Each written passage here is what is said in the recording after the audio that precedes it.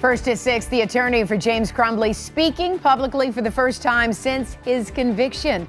Thank you for joining us tonight. I'm Carolyn Clifford. And I'm Mike Duffy. Days after the guilty verdict, defense attorney Marielle Lehman is taking us inside the historic trial. In her only sit-down interview with 7 investigator Heather Catallo, why she maintains James Crumbley did not do anything illegal, why she says he did not take the stand, and what she wants the Oxford community to know.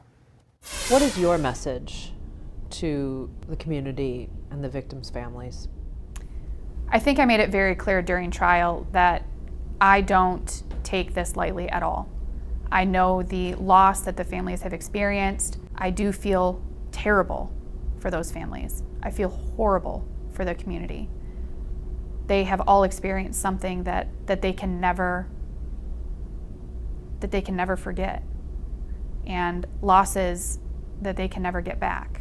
Defense attorney Marielle Lehman says she hopes now that the jury has delivered a verdict, the Oxford community can start to heal. While Lehman says she doesn't agree with the jury's decision, she's made it her mission since she was hired by James Crumbley to fight his case in the courtroom and not in the court of public opinion. Now that the judge has lifted the gag order, Lehman agreed to answer some of our questions. James feels terrible for what happened. He feels terrible for the families who lost their children, for the individuals who were directly affected by the shooting at Oxford High School. That's something that I don't know if people realize, but it's very true. After 10 hours of deliberation last week, a jury of 6 men and 6 women found James Crumbley guilty of involuntary manslaughter. Guilty of involuntary manslaughter. His son was sentenced to life in prison after pleading guilty to terrorism and murder charges for killing Hannah St. Juliana, Tate Meir, Madison Baldwin, and Justin Schilling inside Oxford High School on November 30th, 2021. That nightmare was preventable. As the first parents to be found guilty of involuntary manslaughter in a mass school shooting, James and Jennifer Crumbley made history. He wishes that he had made different decisions that day.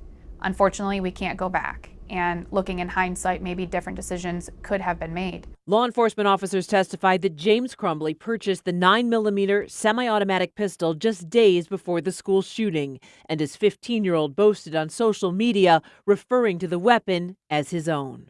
Where was it going to happen? It was hidden in our arm, in the case, and the bullets were hidden in a completely different spot. He failed to perform his legal duty to prevent these kids from being killed. And he failed their parents too. What the jurors had to do was incredibly difficult. The things that they had to watch. I maintain that James did not do anything illegal in the storage of that firearm. In 2021, there were no laws regarding how that firearm is stored. There wasn't anything illegal about it. And James didn't know what his son could or would do. He didn't know that his son even knew where that firearm was. James Crumbley's wife, Jennifer, took this stand during her trial, which also ended in a guilty verdict. Of course, I look back after this all happened, and I've asked myself if I would have done anything differently, and I wouldn't have. Why didn't James take the stand? He has the right to remain silent, and we decided that he wasn't going to testify. He said all of the things that we felt he could say on the stand in police interviews and on video and everything else, so the jury got to hear from him. The prosecution stressed throughout the trials that both parents should have known that the shooter was in a mental health crisis. Can you give us any insight into what that relationship was like between father and son and how he missed this? They had a great relationship. They spent a lot of time together and they talked a lot. And it was never made an issue to James. There were a number of people who didn't see anything. And I think that as a parent, you just don't see it sometimes. And I think that most parents can relate to that, whether they want to admit it or not. Since the verdict, news has emerged that a school counselor and the school's dean of students, who were the last administrators to meet with the shooter before his rampage, were given something called proffer letters, so the information they provided to prosecutors would not be used to file charges against them. Were you ever given any information that there was some protection from prosecution offered to those witnesses? I don't recall ever receiving anything in writing from the prosecutor's office indicating that there were any protection for any of the school employees.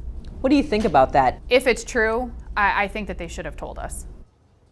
Those proffer agreements are not the same as immunity. Officials from the prosecutor's office say right now there is no plan to charge those school officials because they say the facts don't support criminal charges. While James Crumbley does have the right to appeal, Marielle Lehman says that's not something she would handle. Her main job now will be her efforts during sentencing. While she would not get into the details of what she plans to argue, there's no doubt she will be urging the judge to stay within the guidelines for his sentencing.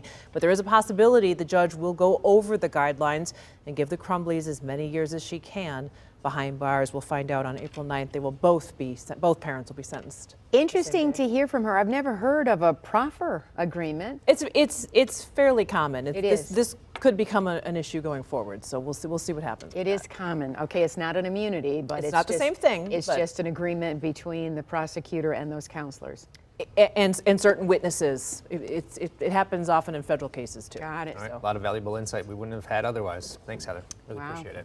Well, earlier today, our own Simon Shea-Cat sat down with Oakland County Prosecutor Karen McDonald. She talked about the threats James Crumbley allegedly made against her and that agreement with the Oxford High School counselors. You can watch that full interview right now at WXYZ.com.